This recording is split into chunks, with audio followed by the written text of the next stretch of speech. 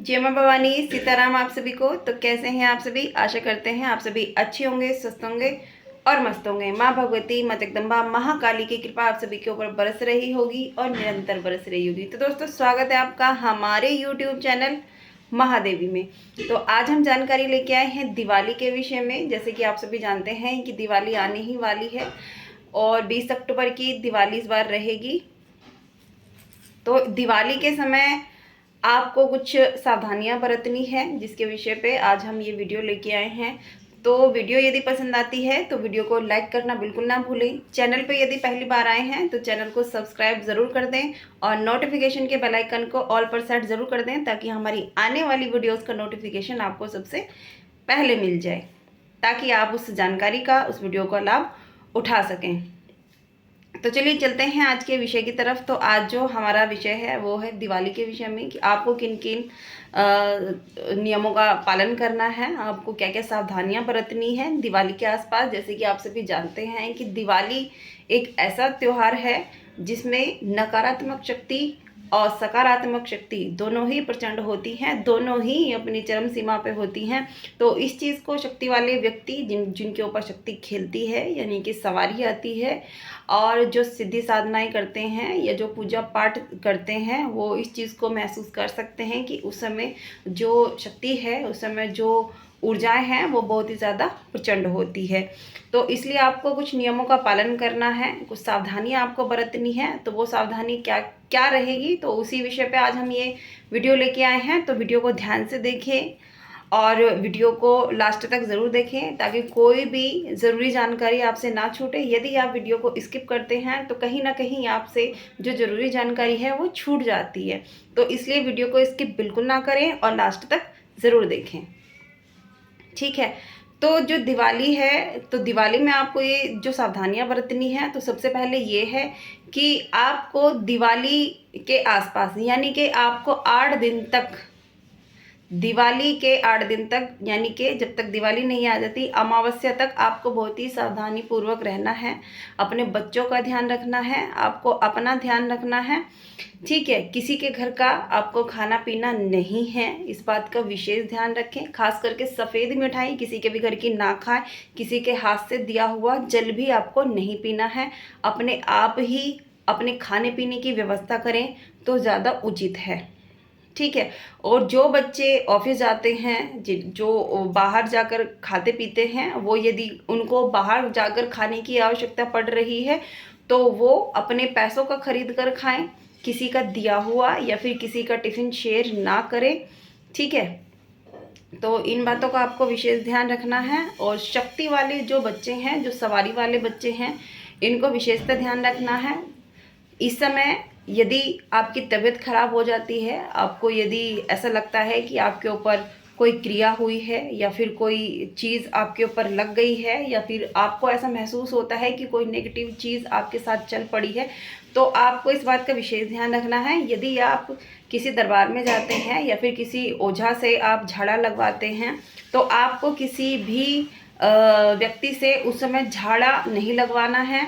आपको अपने आप ही अपना उपचार करना है, अपने आप ही आपको अपना उतारे करने हैं, अपने आप ही आपको जो है अपने ऊपर से क्रिया उतारनी है। क्योंकि ये जो समय है ये ऐसा समय है, यदि आप किसी ऐसे व्यक्ति के संपर्क में आते हैं जो तांत्रिक होते हैं या फिर जो शक्तियों का बंधन कर देते हैं, तो कहीं ना कहीं आपकी शक्ति का भी ऐसे में बंधन हो जाता है। तो बिना सोचे समझे किसी भी व्यक्ति से अपने सर पर हाथ ना रखवाएं, किसी से बेवजह झाड़ा ना लगवाएं।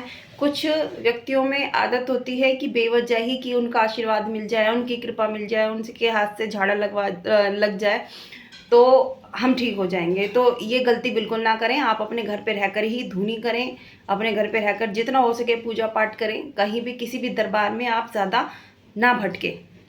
यदि आप किसी दरबार में पहले से जुड़े हुए हैं तो आप सिर्फ उसी दरबार में जाकर अपना झाड़ा करवा सकते हैं और अपने उतारे करवा सकते हैं, या उनकी सलाह से, जो आपको वो सलाह दें आप उनसे कर सकते हैं। लेकिन जगह जगह दरबारों में जाने से आपको बचना चाहिए।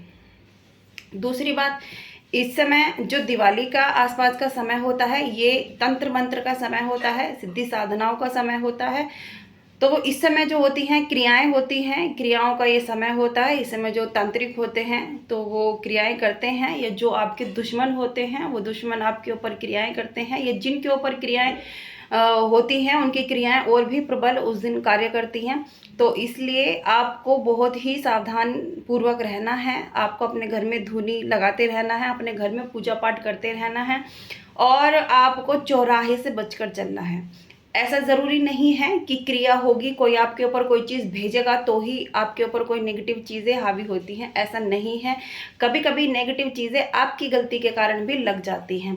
जैसे कि जब आप बाहर आते जाते हैं तो उस समय आप जो है चौराहों से गुज़रते हैं।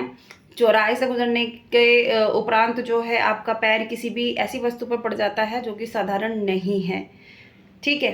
तो आपको उस चीज़ से बचना है, देखकर कदम रखना है, चौराहों से थोड़ा बचकर ही गुजरना है, किसी भी वस्तु को छूना नहीं है जो चौराहे के ऊपर है, क्योंकि इस समय दिवाली के आसपास चौराहे वाली की सनक जाती हैं।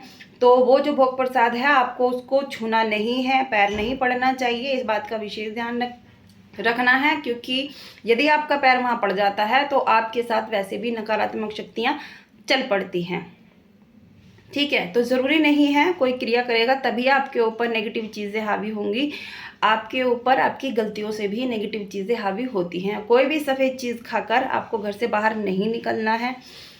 रात में आपको ज़्यादा देर रात तक बाहर नहीं रहना है। बच्चों का विशेषतः ध्यान रखना है, जैसे ही सूरज ढलता है बच्चों को घर के अंदर रखें, बच्चों को घर के बाहर ना जाने दें। जब रात हो जाए तो बच्चों को अपने घर के बाहर बिल्कुल ना जाने दें, चाहे वो कितनी ही जिद कर ले। बच्चों को अपने घर पर ही रखें, उनका ध्यान रखें, अपना ध्यान रखें, और बच्चों को 8 दिन तक उनकी नज़र उतारते रहें। सरसों के तेल में रुई की बाती डुबोकर आप उनके ऊपर से 7 बार उतार कर बच्चों के ऊपर से अमावस्या की रात तक नज़र उतारते रहें, क्योंकि बच्चों के ऊपर ये चीज़ें जल्दी हावी हो जाती हैं, जिससे कि बच्चों में बीमारी हो जाती है।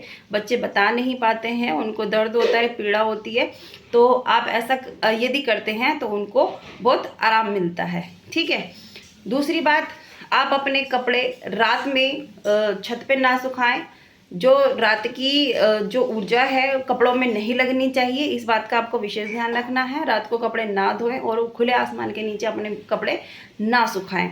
दूसरी बात, आपको अपने पहनने के कपड़े, जो आप कपड़े पहनते हैं, जैसे कि अब दिवाली की साफ़ सफाई चल रही है सभी घरों में दिवाली की साफ़ सफाई के दौरान सभी ऐसा करती हैं, गृहिणी ऐसा करती हैं कि जो पहने हुए कपड़े होते हैं या जो वेस्ट हो गए हैं वो नहीं यूज़ में आ रहे हैं, तो वो उन कपड़ों को उठाकर किसी को भी दे देते हैं, ठीक है। तो जब आप अपने कपड़े दें तो इस बात का ध्यान रखें कि आप अपने कपड़े दे किसको रहे हैं। पहली बात तो अपने पहने हुए कपड़े किसी को नहीं देने चाहिए, खासकर पहनने के लिए तो बिल्कुल नहीं देने चाहिए, क्योंकि आपके जो कपड़े होते हैं उनमें ऊर्जाएं होती हैं।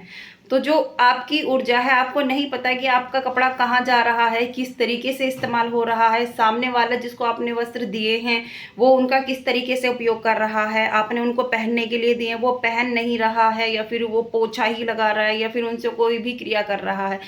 तो आपको अपने पहने हुए कपड़े किसी को नहीं देने हैं, अपना रुमाल तक भी आपको नहीं देना है, इस बात का विशेष ध्यान रखना है।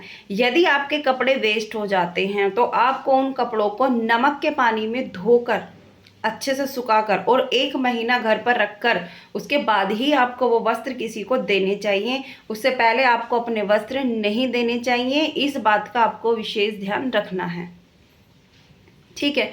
तो दिवाली के आसपास आपको इन सब बातों का ध्यान ज़रूर रखना है। अपना ध्यान रखें, अपने बच्चों का ध्यान रखें, अपने घर का ध्यान रखें, और अपने घर में सकारात्मक ऊर्जा को बनाए रखें। अपने घर में धूनी लगाएं, धूप बत्ती लगाएं, अपने देवताओं को प्रसन्न करें। तो इस तरीके से यदि आप ये सावधानियां बरतते हैं तो आप नेगेटिव चीज़ों से काफ़ी हद तक बच सकते हैं, ठीक है। तो आशा करते हैं कि आपको हमारे द्वारा दी गई जानकारी पसंद आई होगी। पसंद आई है तो वीडियो को लाइक करें, दोस्तों के साथ में शेयर ज़रूर करें, ताकि इस वीडियो का लाभ, इस जानकारी का लाभ और सब उठा पाएँ। और कमेंट बॉक्स में जय मां भवानी सीताराम ज़रूर लिखें। तो मिलते हैं आपसे अगली वीडियो में अगली जानकारी के साथ। तब तक के लिए जय मां भवानी सीताराम।